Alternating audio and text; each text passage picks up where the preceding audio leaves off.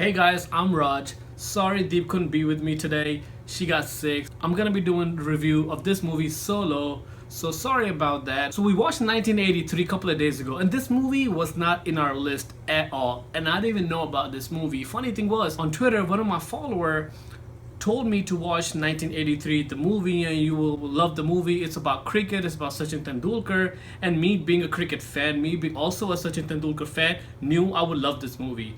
And it was 3 o'clock at night and I couldn't go to sleep. I was like, let me just try give it a watch. I'll watch it 15-20 minutes and I'll watch the later on. And so we started watching on my cell phone.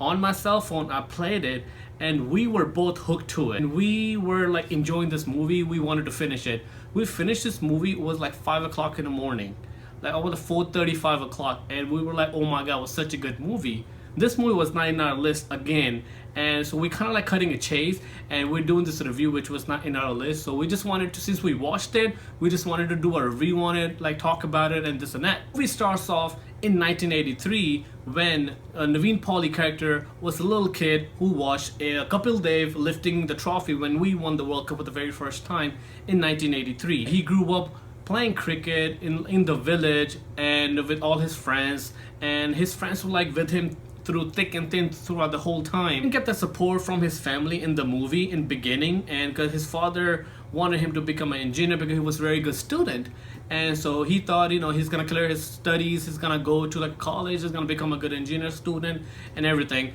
But he had different plans in the movie, which what I thought that he wanted to be a cricketer. He's gonna eventually move to a city, he's gonna like take like coaching classes, he's gonna become a cricketer.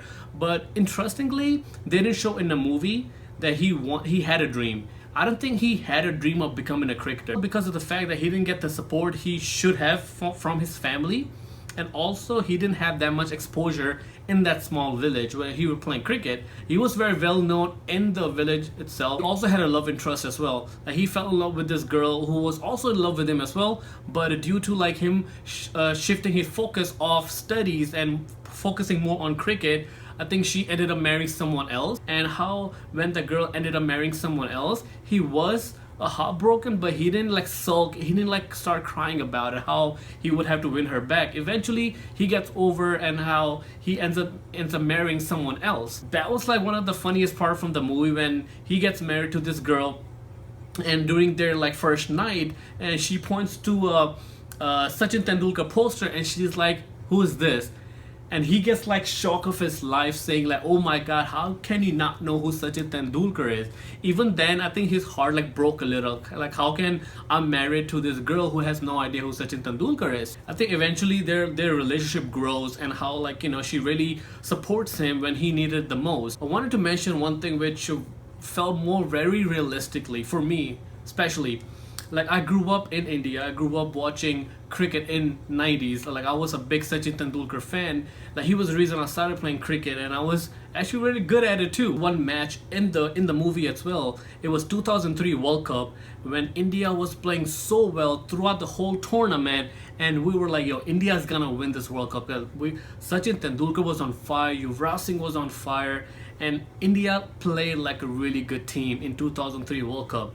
And they only lost one match against Australia in like beginning of the series, and then they had also had a final against Australia, and they showed that match in the movie as well. And they all of them got together and they were like hooting for India. India's gonna win, and India loses really bad. Only Sehwag was the only one who like made it. Well, I think he made like 83, 84 if I'm not mistaken, and we didn't even come close to winning the match. It was a really bad game, and I remember watching it and I was like so heartbroken, and I remember crying also. India had this great chance to winning a World Cup again for the second time after such a long time, but they had lost it. And like I remember I crying there too. So like when they were going through that emotion of losing such an important match, like I was with them, like emotionally I was with them. I was like, you know, man, like same thing happened with me too. That was crazy. So the intermission movie goes into very like different space, I would say, which I didn't expect.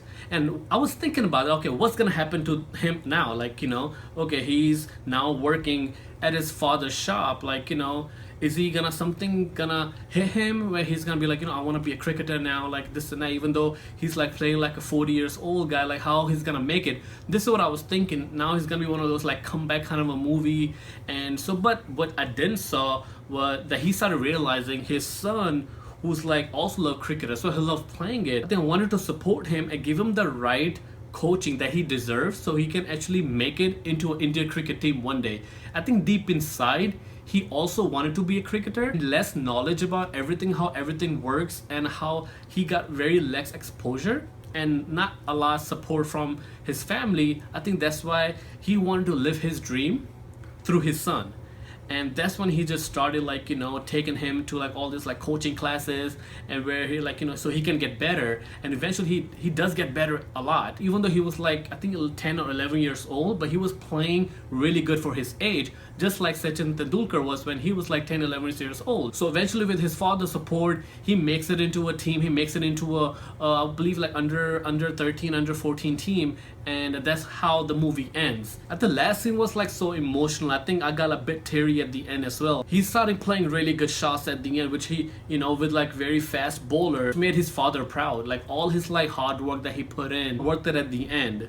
And by the end also Ramesh's father and mother also get the support which he should have gotten when he was a teenager, but he didn't. The little kid dream kind of brought the whole family together, which was really beautiful. Overall, it was one of those very like good feeling movie. Like you feel good about this. Like you just smile after watching this movie. It wasn't like, oh my god, this is one of the best movie I've ever seen, but something about this kind of movies which needs to get the recognition that it deserves.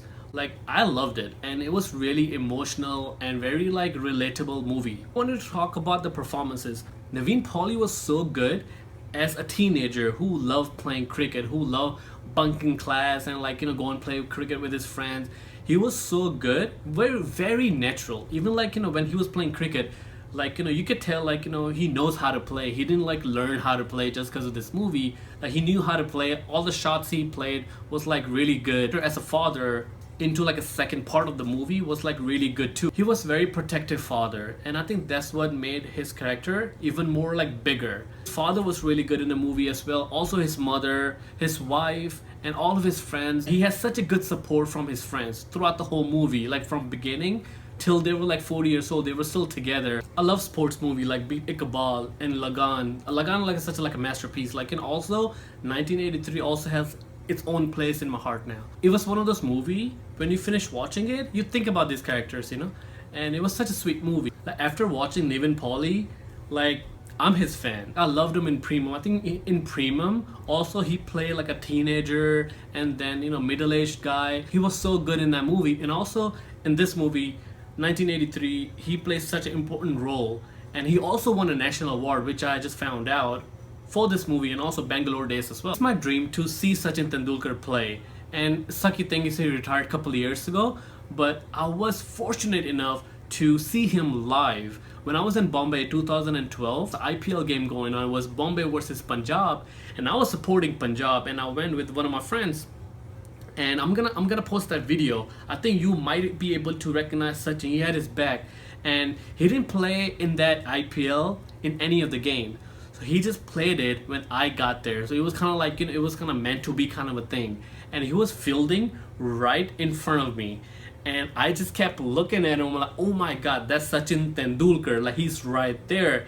And when he came into the ground, everyone in the ground started saying, Sachin, Sachin.